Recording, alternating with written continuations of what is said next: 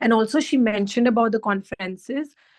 California has its biggest conference in Anaheim, and everyone should go there. I have posted a lot of videos of attending those on my Instagram, and you can check them. And as she said, you get free courses, and you get so much knowledge and information about materials, how dentistry works, and CE courses. Like, they are amazing.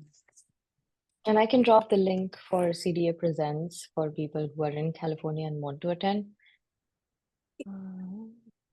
It's called CDA Presents, right? Yeah. Also tell people about the thing in Michigan. I think it's a synergy program where they review your applications for free and then they give you some help. Oh yeah, I can share the link for that as well. This was actually started by the Dean of the University of Michigan, I believe, for helping people with their applications. Great point. So I think they like in January or something, because you have to apply in March. I'm not super aware of that, but we can look into that. Yeah, they can look in.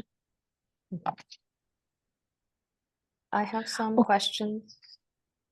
Sorry, I was answer this question for this. So he was asking, while accepted in the program, so while you're a student, you don't have time to go and shadow, because it's not like it's not like India. Here everything is very scheduled and you're just running the whole day. Like, most of the times I'm so busy, like I don't even get to touch my phone for 1 minute. Like, you're just like running. And if sometimes your patient doesn't come, you have a cancellation, you can always take urgent care. If you don't want to take urgent care and you have free time, then you can go and shadow. And you're welcome to shadow any department, any specialty, for anything. um yeah, if you were asking about shadowing the specialty departments, they will love you. If you go to any department and want to shadow and want to learn more or assist their surgeries or just stand there, do anything. Yep. Can you please share some information on volunteering opportunities both in Loma Linda and Colorado in campus? Colorado doesn't have any volunteering opportunities, but they do have these visit days that you can go and attend to get an idea of what the school is like, but I don't think there are any volunteering opportunities. Do you want to I add to think that? because I visited the school during one of those days, and they have a very organized system. Like, you come and they introduce you and they tell you about the school, so it's really nice. About throughout the whole year, you can schedule to visit the school anytime, and then they will have a student for you who will take you through the school for an hour or 2 hours. And for that, we get service learning hours, because we have compulsory 60 hours of service learning that we have to have before graduation. So in that, I can go to the gurdwara, serve langar, or I can just help anyone, be it helping some school campus or giving a tour. And in terms of volunteer opportunities, sometimes they allow, you can ask them if you can assist any students in the clinic, or if you want to like work in the church, like to serve food to people or anything. They allow you. Just email the coordinator and they will give you all these options. There is lots of volunteering happening every single day in Loma Linda, somewhere or the other. That's how we can complete our 60 hours. And there is a website link that they will send you for the options, like where you can volunteer once you email them. And for Colorado, there's like an observation program. It's called Educational Observation Program, EOP. I'm sharing the link for that if you want to sign up for that as well, in case I forget. So that's the only option for Colorado, personally. So somebody asked about the private loan. Can we get it without the co-signer? I was going to say that there are some companies like Prodigy. They give loan without co-signer, and the rate of interest is really high, like 11%. So yeah, that's possible. But if you are a Canadian resident and you don't have any co-signer in US, you can still take loan from Canada, and it's at the lowest rate of interest, which is 2.2. Oh, wow. I didn't know that. Yeah. Yeah, it's way less than what you get in US. Oh, wow. Yeah, US loans are way too high. And Yeah. then Discover, who used to be one of the biggest loan providers for international students, is no longer providing loans starting this year. So, Really? yep. My loan is from Discover, and then I just recently checked out on their website. They no longer offer loans. Like this is the last month you can apply for a loan. Really, that is so sad because Hmm. Discover is the best rate of interest, and I took my loan Hmm. from Discover as well. Hmm. Yeah, they no longer offer it. Yeah. Loma Linda also gives a loan of $25,000, which is from the school, at no Oh, rate of wow. interest. Yeah. Wow. And guys, if you're from Alberta, like in Canada, they also give you loan. I'm not sure the exact number, but maybe 100,000 or 150,000, and they have no rate of interest, or maybe a very, very low rate of interest, but it's from the government. So check that. And if you're from Hmm. Ontario, they might have OSCP program, but check because everything keeps changing every year. So don't rely on the information as it is. Hmm. That's some great information. Somebody asked Um, interview experience questions. So at Loma Linda, there are no interview questions framed as such. They're just talking to you like Mohita and I are talking to each other, and we're because they want to know you, know the real you. They don't want you to just learn questions. So when we are talking like this, you will know our personality better. So mhm. yeah, they were just talking. My Yep. interview went on for 15 minutes, and we were just talking. Hmm. And you know it's a good interview when it goes smoothly like that. Yeah, actually, they make you feel like you're like this is the best interview you've ever had because they're like so nice and they're just Hmm. talking about family and everybody. So Hmm. my interview was just talking about my family. They didn't ask me anything else. Yeah, they asked me a very interesting question. Can you teach me something in 5 minutes? Yeah, my teacher asked me that, and I taught him Shahi Paneer, and sorry, my interviewer, and he didn't like it at all. He was like, "Oh, there's too much milk and cream in Shahi Paneer. I don't think I would love the taste." Yeah, I'm sure they but loved you.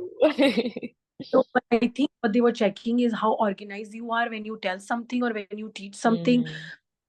I mentioned like these are the ingredients, this is the recipe, and this is how you're gonna make it, right? But if you are a person who's like saying things in a wobbly way, they will figure out. So I think Hmm. that's the motive. Yep, because being a part, like being in the profession of dentistry, you should be able to explain your treatment plans to the patient. So communication is very important. Yeah, yeah, and then you should be able to take criticism. Like he criticized Yep. my shahi paneer, and Yeah. I said if I make it, maybe you'll love it. So All right. Can you share some? Okay, already went through that. somebody asked, can we shadow at the school or related centers before getting into the school? Yeah, Loma Linda, you can try.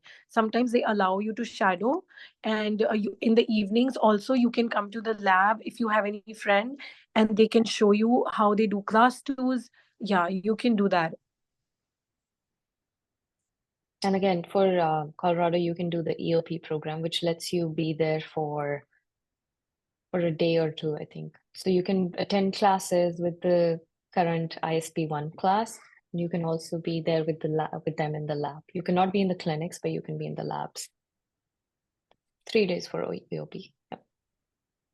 So someone asked, can I enroll in a non-dental course instead of working as a DA and show it as a change in my application? Is it way less than dental experience?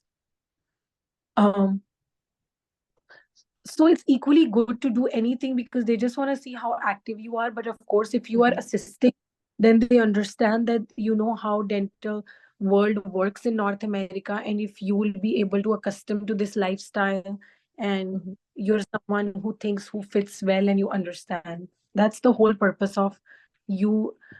For example, I'll tell you, I never worked as a DA as much. I always worked as a dental receptionist because working as a DA was really hard. And my friend, she's from Ukraine and she worked as a DA for 4 years.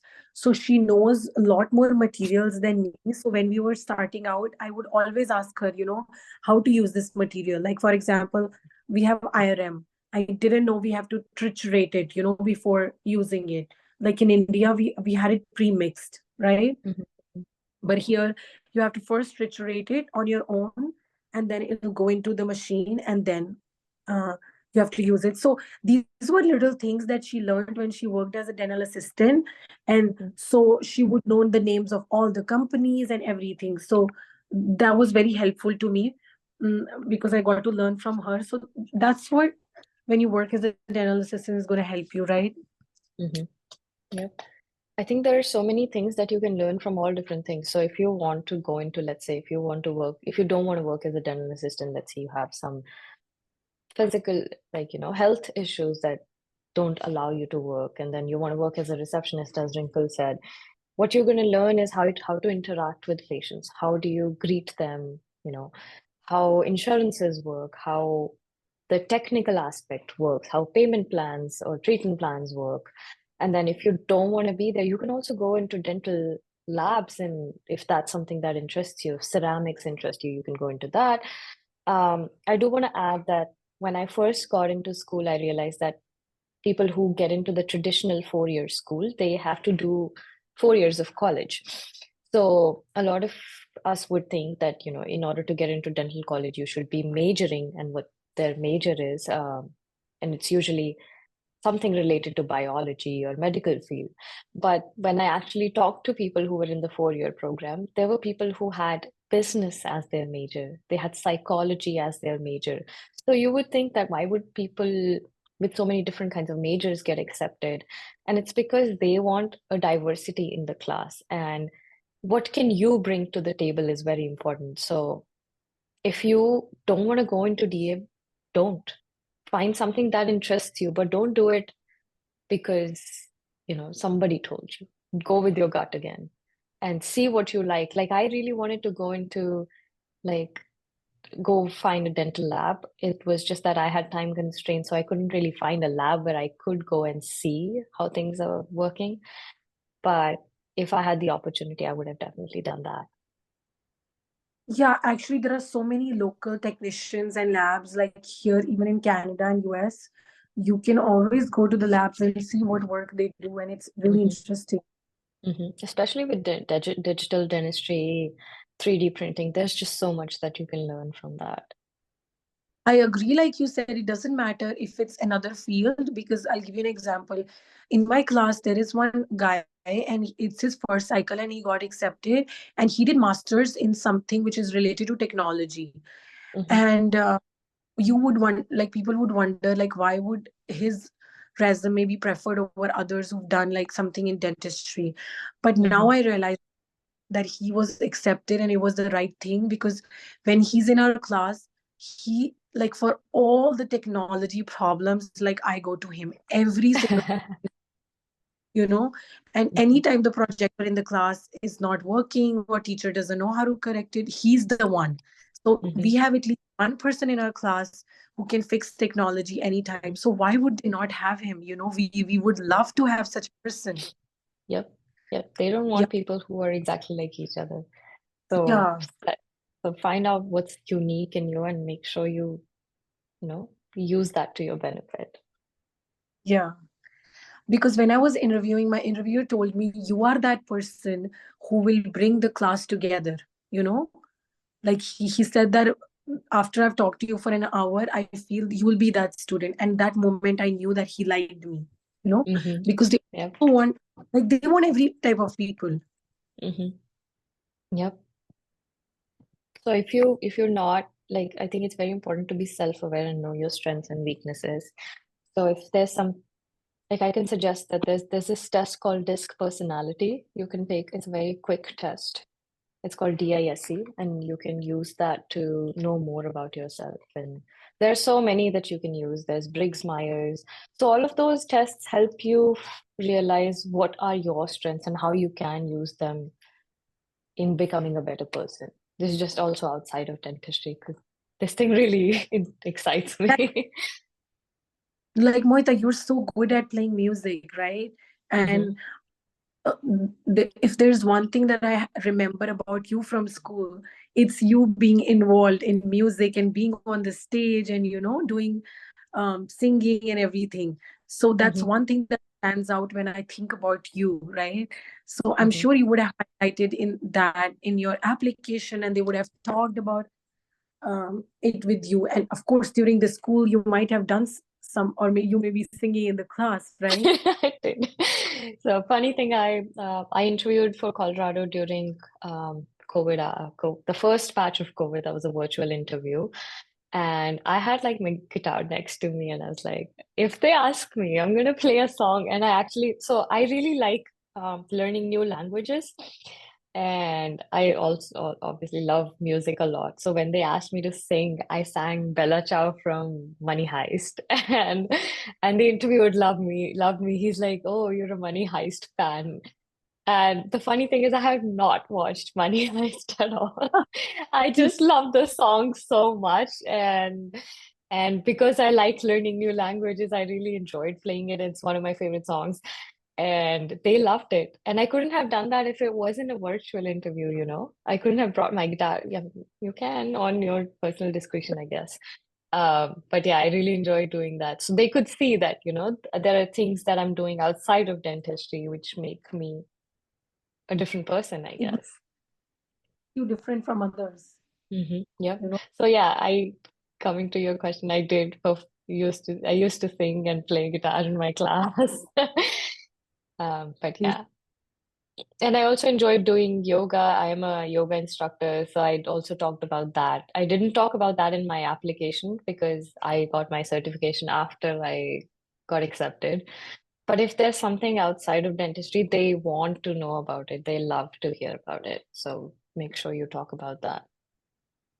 Yeah, and also don't come across as a competitive person, because I got accepted in UOP, but I didn't go. And then I applied to the second cycle. Then I at least had one choice. Like I knew, of course, I have that school. So I was like, let me just help people. And I started doing these webinars where I was like helping people, and I didn't feel that, oh, they were my competitors, right? So the Hmm. school really liked, yeah, because they thought that I'm not that person who's going to be jealous of other people. And I was still trying to help while I still didn't get into school as yet, Hmm. you know? Hmm. So, Wow.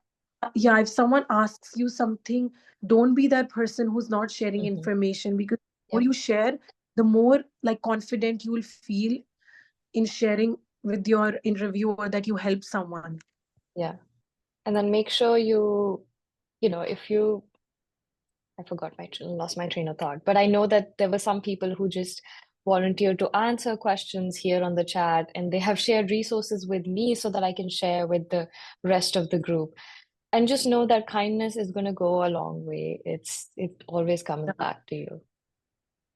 Yeah, we're so used to this competition world from our country. Hmm. Like we need to get over that Hmm. and, share things. Yep. Anything else? I think we've I covered know pretty much. how people got into program in B1, B2. Love to hear from them. I think I was on B1, B2, but I'm also Canadian resident. But Mohita, you can answer that question better. Um, well, I think it depends. I mean, personally, I also know a lot of people who had no shadowing experience. Know that, first of all, every school is different. Some schools might want you to have some amount of American experience, but that's not true for all schools. As long as let's say, I have known friends in my class, there were people who had 5, 10 years of clinical experience and probably zero American experience, and they applied from their home countries and got accepted. So B1, B2 allows you to come here, take the tests, maybe shadow or attend conferences. So, you can plan your visits around that time. There are so many conferences that you can attend, but these bigger ones, maybe let's say I chose New York because I have family there, so I could go take my part two there. But also, New York is full of opportunities. I could volunteer, I could shadow this dentist, but also being in New York put me at a disadvantage because in order to be able to shadow this dentist, I had to go 2 hours one way because I had to take a train, take a ferry, take a train, walk. So weigh your options. There, being on a B1, B2 visa definitely puts you at a disadvantage compared to somebody who's a GC or a citizen, but there's so much that you still can do. If, again, resources allow, consider preceptorship, but again, don't just, it's about coming back to the same theme again. It's what you make out of it, how you utilize that time in those conferences or in the time where you're shadowing an office is what matters the most. So it's again Yeah, quality over quantity. expensive, you know. Yeah, preceptorships are very expensive, which is why I did not personally want to go for it. Yeah. Yeah, same here. I didn't want to Hmm. like add to my resume for the sake of it. Hmm. And then personally, for me, I was not super interested in research. So even if you're interested in research, you can go to these preceptorships and be a part of a research, get publications out of it. But that was not something that I was interested in, so I never chose to pursue it. And I Yeah, understand that when we are applying, we want to do everything that's possible under the sun to just get accepted. But be realistic in what you can and cannot do. just like open your horizon for opportunities. I was Hmm. working at a dental office as a receptionist, and right across that there was a Montessori school, and the teacher from there used to come to the office. And one time I just like asked her if I could come and meet with the students and teach them some toothbrushing and everything. And she was like, yeah, let's do a session. And then we did like a Zoom session where I taught them Hmm. everything. And then I did that with so many schools in remote areas of India and other countries by collaborating with people. And that Wow. actually my resume. So I Hmm. didn't know do something like that, but it's just like these ideas that come across you. Hmm. I love that idea. And coming back on that, yeah, speaking of that, when I was in my internship, the fifth year of dental college, there was something going on called Swachh Bharat campaign. And Yeah. under that campaign, you could adopt a village and then go talk to the residents about cleanliness. So Swachhta means cleanliness, and then you could talk about how we shouldn't be littering around the streets. But we were in dental school, so we wanted to make it something of our own. So we started going around the village and talking about toothbrushing and hand washing. So we educated like more than 4,000 people about how to brush your teeth, how to wash your hands properly, and definitely you'll meet with a lot of challenges along the way, but it Yeah. was a very gratifying experience. I'm sure you had a lot of challenges with your initiative It as well. it was so interesting. There was one girl from Pakistan, and she like connected me to a village, remote village in Pakistan where people never brushed their teeth. And they came on Zoom. All these little kids were so cute. They were from Pakistan. They were speaking in like the Pakistan, like Urdu, which is like Hmm. different from Hindi. And Hmm. I enjoyed working with them, and they were so excited. So it was a lot of fun. And just on Hmm. Zoom, imagine you can connect to different people in Those different people. countries. Hmm. Yeah. Yep. So there's so much people can do. Just like don't listen to what, Yep. like don't do what others are doing. Especially with Zoom and like internet, there's just so much that you can do. You can virtually attend conferences if that's something that interests you. There's a lot Yeah. that can be done. Just keep an eye out, talk to people, talk to as many people as you want, as you can, especially with students from like students who are studying in the schools that you want to go to. I think that really helps because they might be able to guide you to, I guess, certain things that you might be interested in as well. Or maybe Yeah. they have done some things that you wanted to do and you can ask them for more guidance. I think LinkedIn is a great resource for that.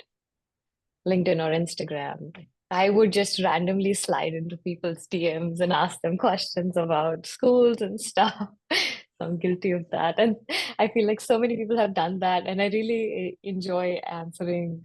Like I'm not able to get back to, and I'm sure Wrinkle feels the same. There's just so many people who are trying to um, gain the knowledge that you have.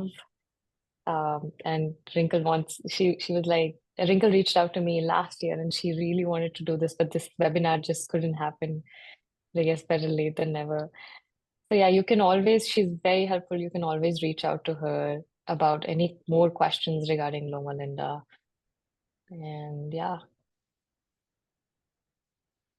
So Marina needed more clarification of after graduating from school. So after graduating, Marina, you basically apply for an OPT. So on an F1 visa, which is a student visa, you get 1 year of OPT, which lets you work in that same field. And during that 1 year of OPT, your employer will be sponsoring for what's called an H1B visa. Now, H1B is a work visa, which lets you work as long as you have that job. We can go into other if you don't get your H1B visa picked, you can work at a federally qualified health center, I believe. But yeah, that's the main way to go about it, I think. Yeah, this whole process is so complicated and complex because it involves so much money and wrong information. So guys, don't give up. Yep. Okay, somebody asked me, can I take LOR from MDS HOD or they need from BDS professor itself? I don't know that because they always say they need from a faculty from the school you graduated, right? Mm-hmm. I think it's different for different schools. I think Loma Linda wants one letter from your faculty from a dental school, but I think there are many schools who want it from a dean of the school. Yeah, That's mostly my everyone. understanding. Also, you can take one from the dean, I think one from the faculty, and one from like a US Canadian dentist.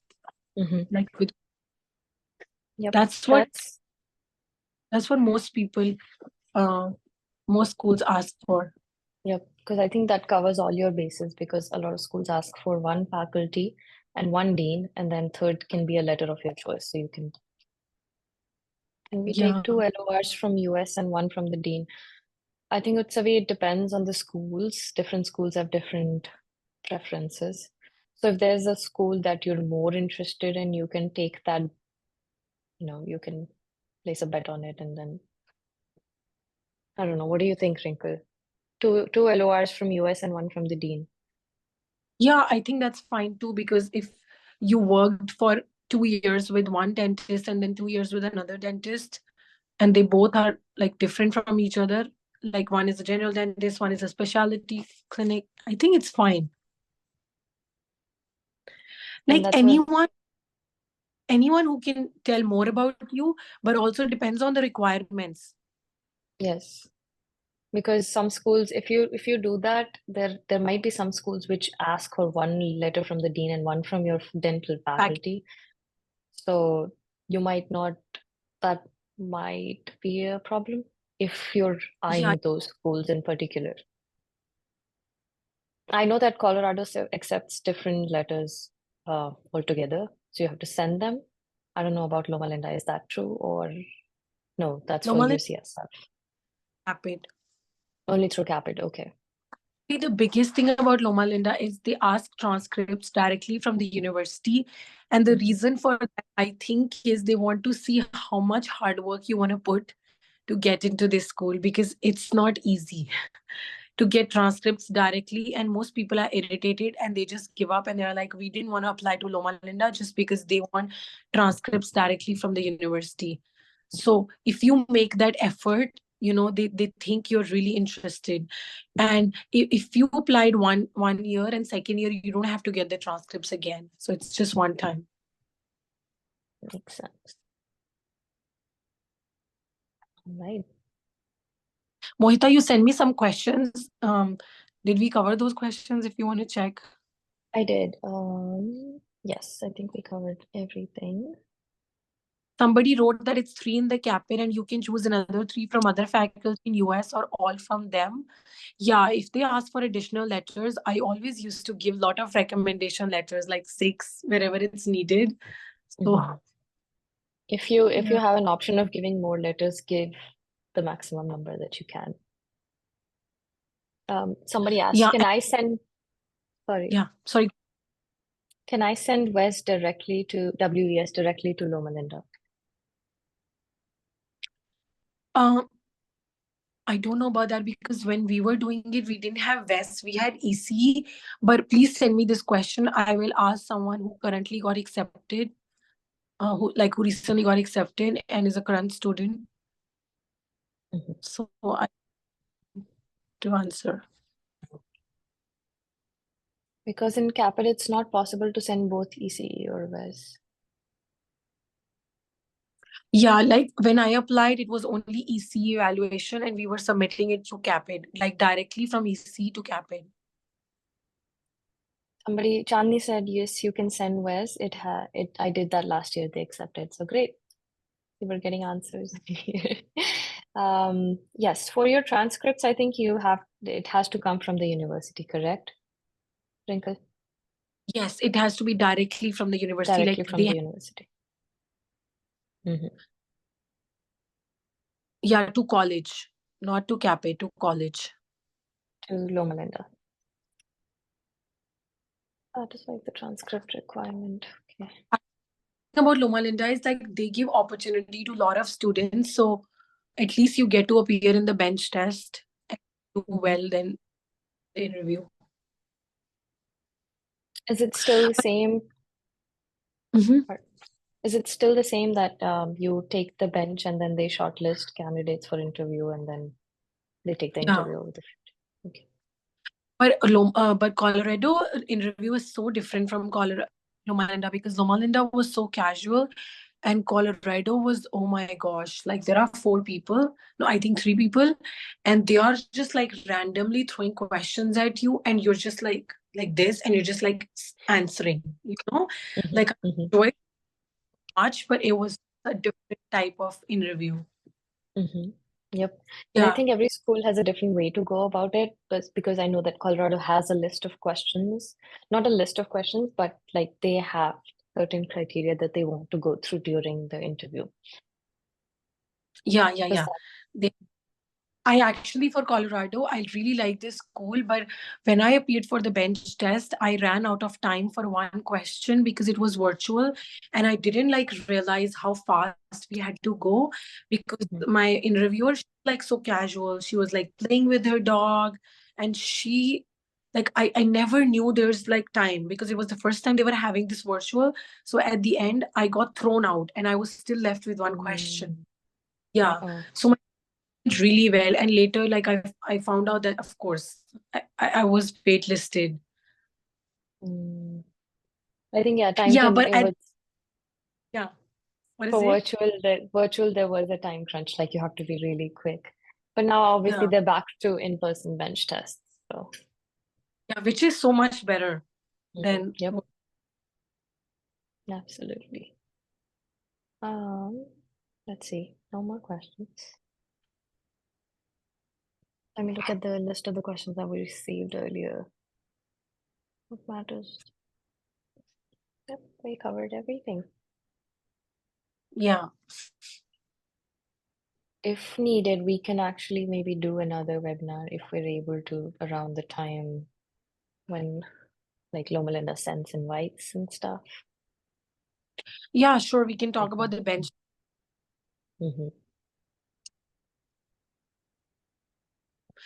I wanted to tell about a student in my class. He's from Syria, and he'll be so happy that I'm mentioning his name. He's from Syria, and he came to United States and he started working as a dental assistant. And then he took his part 1, part 2 like 5 times, total 5 times. And he got invited only from Loma Linda, and he got and he's like one of the best students. He entertains the class. His clinical skills are very good, and he's very, very helpful. And whenever there's like any question which goes back to the NBD syllabus, like he's the first one to answer, because he's read it so many times. I'm just trying to say that don't lose hope, even if you have like 5 attempts, in NBD, still make it, and you are still a good student. Yep. It doesn't make you any less. I used to have somebody in my class who applied for 7 years before she finally got accepted. Really, 7 years? 7 years. Oh. And then I also have some people who assist, like this is one of my favorite classmates. She used to work at a dental office for 11 years before she actually got accepted. And obviously the practice owner loves her. This was in Breckenridge. I think you've been to Breckenridge, right, Rinkal? Where? Breckenridge in Colorado. No, So I don't think so. okay, so Breckenridge is one of like the mountain towns, a very small, like a small town with I want to say 30,000, no, not 30,000, maybe lesser population, but she used to work at this office as a DA for 11 years before she finally got accepted. And she right now owns the practice because the dentist sold the practice to her after she graduated. Oh, wow. It's actually the same story like this classmate. So he worked as a dental assistant for 10 years, and Mm-hmm. now he's going to at the same practice, and in fact take that practice because the dentist is retiring.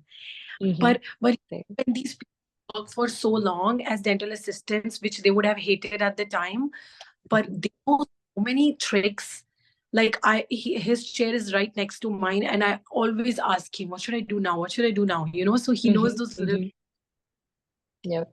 You learn so much. I think some of like the people who excelled in all these pros labs were the people who assisted for a long time because they got Yeah, so yeah, much experience doing that. Yep. true. There's a question someone said. Um, Oh, it's not a dumb question at all. LLU is strict about tattoos and stuff as long as, oh no, if they are not, actually it depends on you as a person. I remember someone was wearing like few earrings here, and they were like, just wear one. And now it's on you if you want to obey them or you just want to keep wearing, right? It depends on the kind of person you are. Um, and about tattoos, they don't care much as long as they're not visible. Like, I know one of our lab assistants has a tattoo on her arm, and she usually like wears a full sleeves on just one arm, just yeah. So that it looks professional, right? Mm-hmm. Yeah. I Maybe every school is like that. No, I don't know. Mm-hmm. How's your school, Moita, in terms of For tattoos? me, I don't think there's any restriction personally.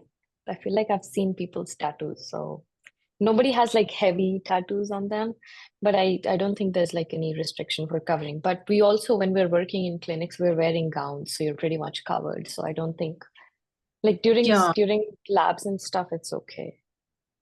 But in clinics, you're But wearing gowns. So. yeah, but don't you think the culture is so different from India? Like, I remember I loved, like, dressing up all the time, and my teachers would always point out, like, how do you have time to Mm-hmm. dress up and Mm-hmm. shoes? Here, it's like opposite, dress up. So they Mm-hmm. in fact appreciate it because you look Appreciate more it. professional. Yeah. Yes. Oh, 100%. I think if you're shabby and you're not conscious about how you're dressing up and if you don't look presentable, I think it's definitely discouraged. You want to be looking more proper, more, you know, you're for the lack of more like professional, you're right. So just look neat and tidy and then dress up if you want. I know that I have never been into hairstyling, like that's something that I just cannot do, but I just see people in my class or people in the regular 4-year program, they do their hair every day. They would curl their hair every day.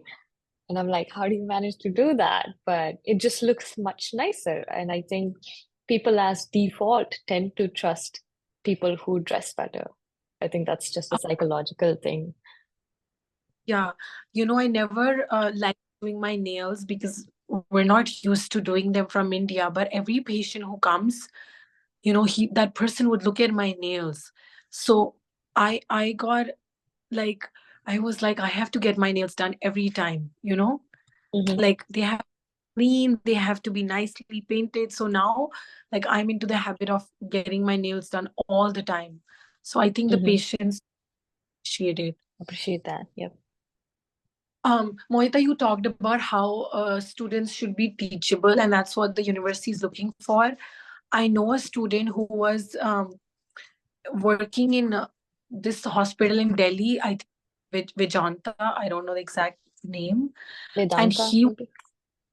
Vedanta, yeah, and he was doing all surgeries and everything in COVID, like full mouth rehabs and everything.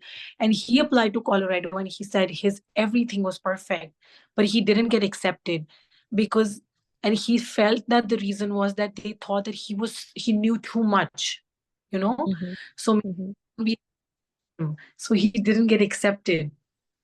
So that's Interesting. another. Wow. I think knowing a lot is fine because I think it's more about how teachable you are. Like even if you know a lot, how willing are you to learn more things? I had somebody in my class who used to be an orthodontic surgeon. So he has done so many orthodontic surgeries. He had 15 years of work experience. And our faculty just loved him because he would sit in the class like he's attending it for the first time. He's listening to everything for the first time.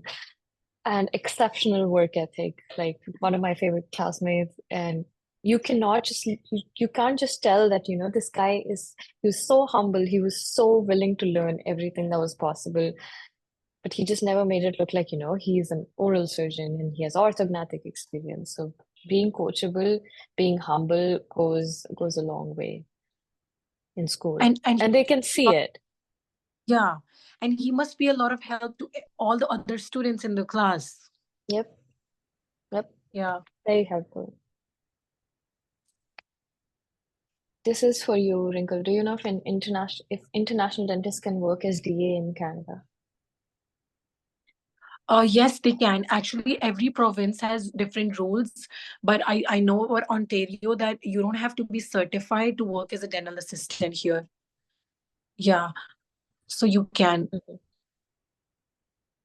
Good to Some know. I have a huge gap of 10 years, so I don't remember anything about academics. I have done OMFS. Do they ask questions about academics?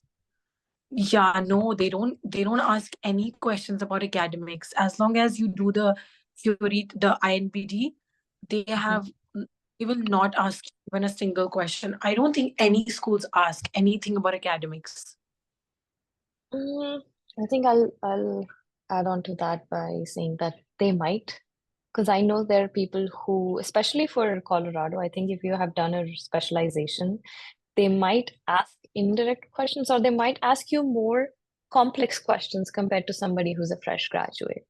And this has But been, no, but they will ask you questions based on your experience, like in dentistry. For example, if you're Mhm, doing OMF dentist, they can ask you like what procedures you used to do and how's that, but they will not ask you like the academic questions. You know what I mean? Like the mhm, theory question. yep. I mean, I think I've had very, very few people tell me that they did get a little bit of academic questions, like somebody who's a prosthodontist was interviewed by a prosthodontist in Colorado, and they did get like maybe one or two. I wouldn't say that's a lot, like especially if you have like a 10-year of a gap between your OMFS and now, they are not going to ask you questions.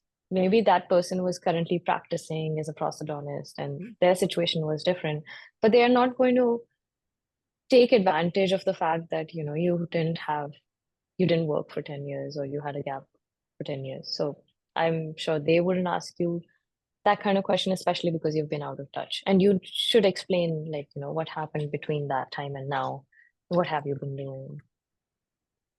It's probably going to be around that. Like, why did you have so much gap? Maybe questions around that and not clinical questions. In the personal chat, can you share some ideas to answer a time you failed or weakness type interview questions? Oh, this is the most difficult question. This question was so difficult for me to answer. In every interview, I had thought of a different answer, because I was like, what if they think this? What if they think this? So ultimately, in Loma Linda, when they asked me this question, I just said, I am not very technology friendly person. And I know dentistry involves a lot of technology, but while growing up, we were not that in that technology era. So I think I would learn that from my classmates, how to maneuver these new machines and, the newer version of laptops, but I'm very open to learning. Yeah, of course, I have a lot of other weaknesses, but I could not mention those because they are like dangerous weaknesses, right? Mohita, what did you say? I personally talked about maths because I'm very bad at math. I don't know if that's recommended that you talk about, because you do need a bit of understanding of accounts and a lot of things, but I just accepted that I'm just very bad at calculations and stuff, but that's something that I'm working on. So I do play like something that I enjoy doing is playing puzzles and games. So I try to stay on top of it by doing that. So if you're mentioning a weakness, you should talk about what you're doing to improve that. Yeah. Someone sent me a question in the chat. Is it like if we are suffering from mental health condition and we mention it, does it affect? I think it depends the way you put it and if you've come out of it or if you're still being affected by it and what was the reason for that. Like, to be honest, I'll give you an example. My dad was diagnosed with ALS and it's a terminal illness. So I knew that he's not going to live for more than 2 years. And the day I found out about it, I was depressed.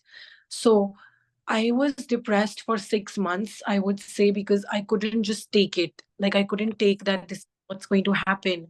And in that disease, you lose all your muscles, basically muscle coordination. So it starts with slurry speech, and then you're not able to walk, you're not able to eat. So I used to watch all these videos of these patients, and I used to imagine that this is how my dad is going to be, like eventually. And I was so depressed. I would just go to the library and cry the whole day and come back home. So that happened for 6 months. And then eventually I decided to just go back to India and take care of my dad. And then I did that for 2 years. And for those 2 years, I was mostly depressed because it was a very difficult illness. And I'm sure a lot of people um, mm, don't share this and may need time to share how they had been in certain situations. But I was very open to sharing about it with my school and in my application.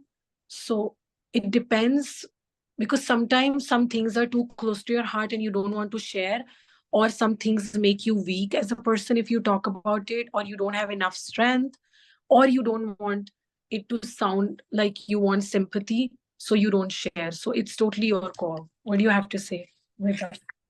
I mean, I have personally gone through my own share of challenges. So when I got accepted to Colorado back in 2020, and I was supposed to move. I don't know if you know this, Wrinkle. I don't know. Like a month before moving, I was diagnosed with Hodgkin's lymphoma. So Yeah. I'm sure everybody knows it's a type of cancer. So I had to defer my seat to Colorado and I started treatment. And when I think about it, that's something that happened after school, but I thought, should this be something that I should share?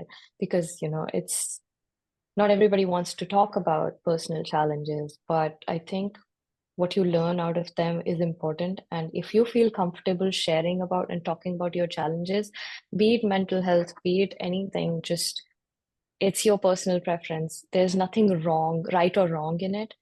If you feel you're going to, like, you don't want to make use of that to get in, but if there's something, and I'm sure there's something that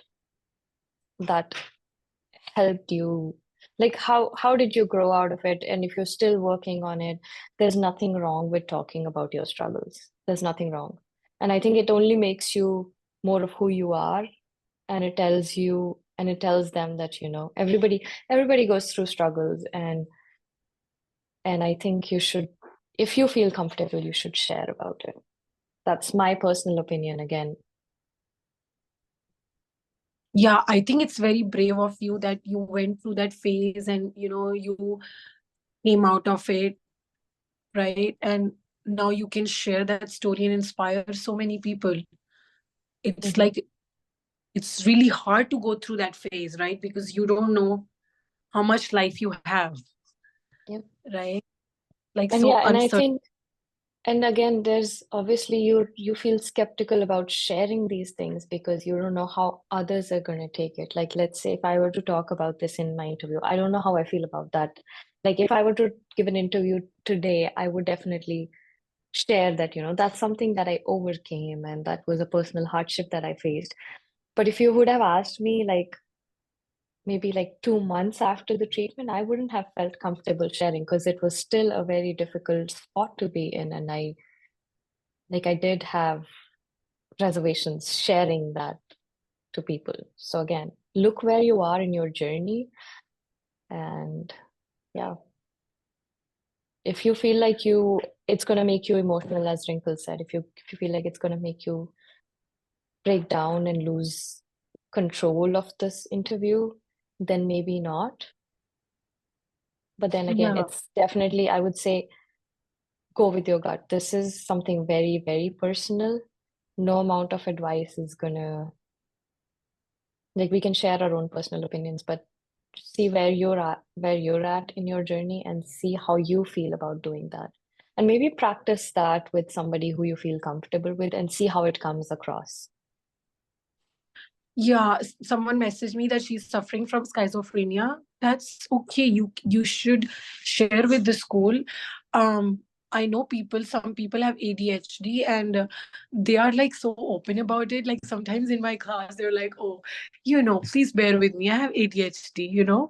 So they are cool about it, they accept it. And it's not even a disease, you know what I mean? But uh I think it's okay to share because, like you said, that's who you are. It makes you a different person. Mhm. Yeah, because we don't know what happens at that level of admissions. We are just telling you what we think and what we discuss with our classmates because the program is so busy. We actually never talk about admissions with each other. Once we are Mhm. there, we're talking about like our program, different things. There's so much. Mhm. And there's just so much diversity, and which is why we've been trying to like have different people on the webinar so that they can share their experience, because we only know what we did and if it worked or not, and we didn't know everything that's there, that different things that you can do. Like, there's so much more information that I learned from Wrinkle that I had no idea about. So there's just so Yeah, much to do. So make sure you utilize all your resources that you can find, but also fact check everything. There's one question. I got accepted in LLU this coming year. I'm also just looking for more information on your experience so far and what I can expect. Oh, just go to my Instagram and see, like, we have fun and we enjoy school and it's I don't take stress because I've had a lot of stress in my life. So I'm like, let me just enjoy the rest of the life that I'm left with. So I just enjoy, even if I fail in any of the exams, I enjoy. And my husband makes fun of me because he wants me to fail. So I will go to the lab and practice again and be better at it. So one time I had to remediate one amalgam restoration, and he was so excited. He was like, wow, now you'll go to the lab and you'll practice and you'll be better. So But thank you so much for your time. We are almost 2.5 hours into the webinar. We really appreciate you sharing all the information with us. no, not at all.